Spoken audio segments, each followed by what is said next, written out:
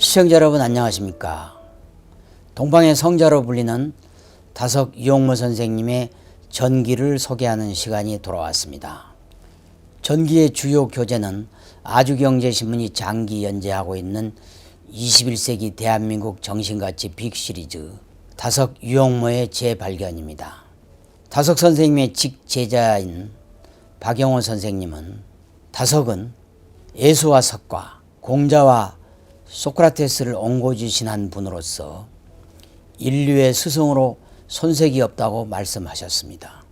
새마을운동의 근간을 놓으셨던 서울농대 학장 유다령 선생님은 20세기까지 대한민국이 사상 수입국이었다면 21세기에는 다석 사상으로 사상 수출국이 될 수 있다고까지 말씀하셨습니다. 이른바 K-스피리추얼리티, K-영성을 실현하는 셈이죠.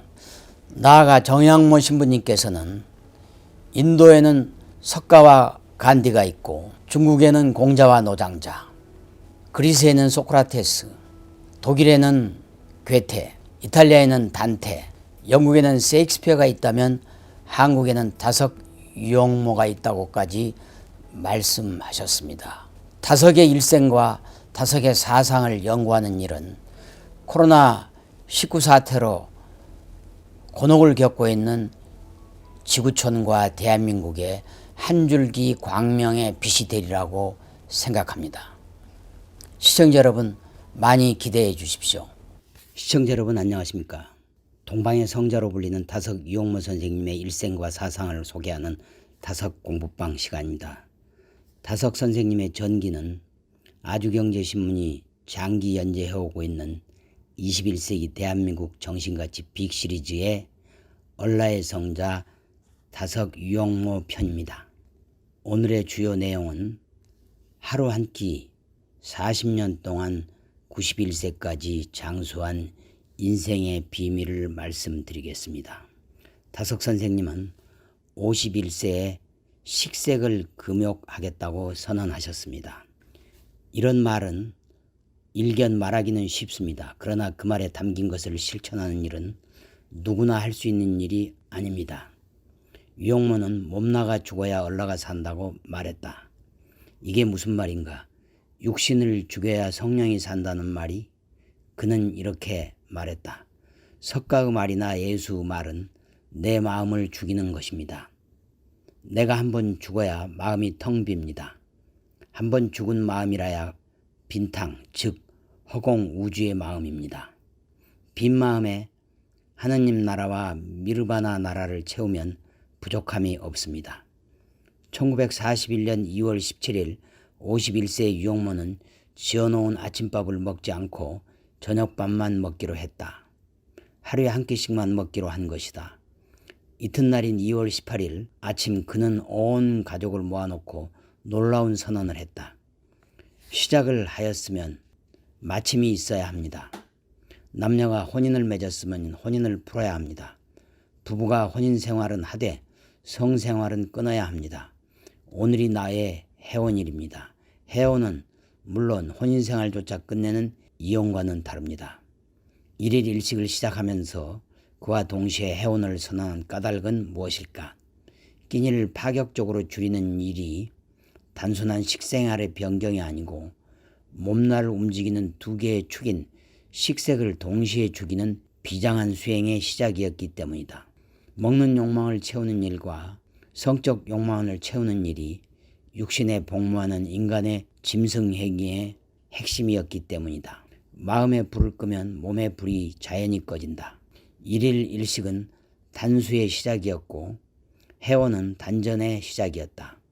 유용모가 말한 몸나가 죽어야 얼라가 산다는 것은 이 실천의 궁행이었다. 유용모는 말했다. 식사는 장사다. 뭔가를 먹는 일이 뭔가를 초상 치르는 일이란 얘기다. 무언가를 집어넣는 우리의 입은 식물과 동물의 시체가 들어가는 문이다. 죽인 것들을 먹으며 우리가 산다고 한다. 물론 아예 먹지 않으면 사람이 죽으며 안 먹고는 못 사니 먹는다는 말도 맞다. 하지만 너무 많이 먹는다. 우리의 몸뚱이는 더러움을 타지 않는다고 할지 모르나 이 몸이 온통 더러움이다. 위는 우리의 밥그릇으로 세상에 나올 때 가지고 온 도시락인데 마구 채워 못쓰게 해서는 안 됩니다.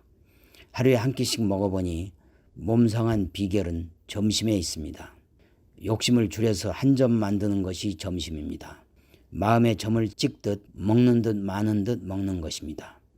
그것은 석가가 오랫동안 실천한 건강법입니다. 하루에 한 끼만 먹으면 온갖 병이 없어집니다. 모든 병은 입으로 들어가는 데서 생깁니다. 감당 못할 음식을 너무 집어넣기 때문에 병에 걸립니다. 안 먹으면 병이 없습니다. 이 육신은 물질이라 멸망하지만 건강하여 영원한 생명, 즉 얼라를 받들면 꽤 부지해 갑니다. 유용모는 1941년 2월 17일부터 하루에 저녁 한 끼씩만 먹었는데 며칠이 지나자 얼굴이 수척해지고 얼굴색이 누렇게 변하였다. 아는 사람을 만나면 인사말이 어디 아프냐고 물었다. 하루 한 끼씩 먹은 후 석 달이 지나자 여느 때의 안색으로 돌아왔다. 석 달 동안이 고비였다. 그 뒤로는 하루에 한 끼씩 먹고도 활동에 아무런 지장이 없을 뿐 아니라 오히려 몸이 더 가벼웠다. 유용모는 일일 일식에 자신이 있었다. 그리하여 벽제 뎃박곡에 넘어 고향과 의정부 경계에 있는 조부 산소까지 다녀오기로 하였다. 왕복 40km가 되는 백리길이다. 그때가 5월이라 해는 짧지 않아 당일로 거뜬히 다녀왔다. 아침이 밝자마자 집을 나서서 밝았을 때 집으로 돌아왔다. 구길이 입구에 세검정 냇물이 흐르고 있어 손발을 씻었는데 물밑이 환히 들여다보였다. 유용모는 하루에 한 끼씩 먹기 전 얼마 동안 날콩을 물에 불려서 수시로 먹는 생식을 한 일이 있다. 그 전에 이미 하루에 2끼씩만 먹은 적이 있다. 경신학교에 다닐 때 점심 도시락을 가지고 다니기가 싫어서 하루에 2끼씩 먹었다. 하루에 한 끼씩 먹는다고 특별히 많이 먹지는 않았다. 그리고 소화되는 데 시간이 걸리는 찰떡과 찰밥, 고구마 같은 먹거리를 좋아하였다. 유용모는 말하기를 채식주의자들이 짐승인들 살고자 하는 것을 어떻게 먹으라고 하는 생각은 참 좋은 생각이다라고 하였다. 톨스토이와 간디가 주장한 채식주의 정신을 지지하는 말이다. 유용모는 육식을 좋아하지는 않았으나 금기하지는 않았다. 그러나 최원극이 자신이 즐겨 먹는 개고기를 대접하려고 하자 사양하였다. 유용모는 말하였다. 모든 잘못은 인생을 맛으로 살려는 때문이라고 끊어 말할 수 있습니다. 맛으로 사는 이는 식사나 방사를 호기호구 대상으로만 여겨서 육체적 본능의 욕구를 만족하고 향락하는 기회로만 여깁니다. 그리하여 그 틈을 타고 싶고 꾀를 부려 얻고자 미칩니다. 맛으로 살려는 이는 짐승이 되어 꿈틀거리는 꼴을 그려보고 미칩니다. 어떤 이는 유용모가 하루 한 끼만 먹는다니 아마 입맛이 없어 그런 게지 할는지 몰라도 입맛이 없어지면 죽어야지 입맛도 없는 사람이 살기는 무슨 염치로 삽니까? 어떤 이는 대접으로 술을 하라 하고 술을 못한다면 맥주로 하라고 하고 맥주도 싫다면 사이다를 마시라고 합니다. 사이다 생각도 없다면 차를 마시라고 하고 차도 안 한다면 냉수라도 마시라고 합니다. 그러나 냉수도 안 마셔야 합니다. 목이 자주 마른 이는 목마른 것부터 고쳐야 합니다. 유용모는 일일 일식을 1941년 2월 17일부터 시작하여 1981년 2월 3일 세상을 떠날 때까지 40년 동안 지켰다. 1950년에 광주에 있는 동광원에 머무를 때 일이다. 소망실이라는 결핵 요양원이 있었다. 그것을 신방하였을 때 환자가 감을 한 개 내놓자 받아 먹었다. 먹고 싶어 먹은 게 아니고 건네주는 마음에 대접을 한 것이다. 아주 특별한 경우였다. 사람이 밥 먹고 잠자는 것을 바로 알기란 어렵습니다. 더욱이 바로 하기란 참 어렵습니다. 밥을 먹는 데는 마디가 있어야 됩니다. 끼니란 끝이란 뜻으로 끊었다가 잊는다는 뜻입니다. 줄곧 먹어서는 안 됩니다. 끊었다가 먹어야 합니다. 그런데 사람들은 자기가 정한 것도 몇 날이 못 가서 그대로 못하고 맙니다. 짐승을 길들이는 데는 적당히 굶기고 먹여야 한다. 우리의 몸도 짐승이다. 몸이 제멋대로 설치지 않게 하려면 몸을 알맞게 절제를 시키지 않으면 안 된다. 유용모는 이렇게 말하였다. 나는 초상집에 갈 때는 금식을 하고 갑니다. 돌아간 분을 추도하기 위하여 금식을 합니다. 음식을 대접하고 대접받는 것이 추도가 아닙니다. 나는 아버지 어머니 돌아가신 날은 금식을 하고 제사는 안 지냅니다. 제사에 쓸 돈을 이웃의 어려운 일을 돕습니다. 유영모는 그 밖에 신앙적인 이유로 5일, 7일, 11일 동안 여러 차례 단식을 하였다. 그 가운데 11일 동안 단식한 것이 가장 긴 단식이었다.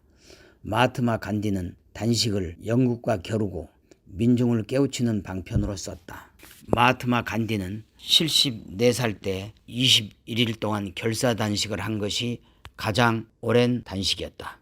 그리고는 주로 5일씩 단식을 하였다.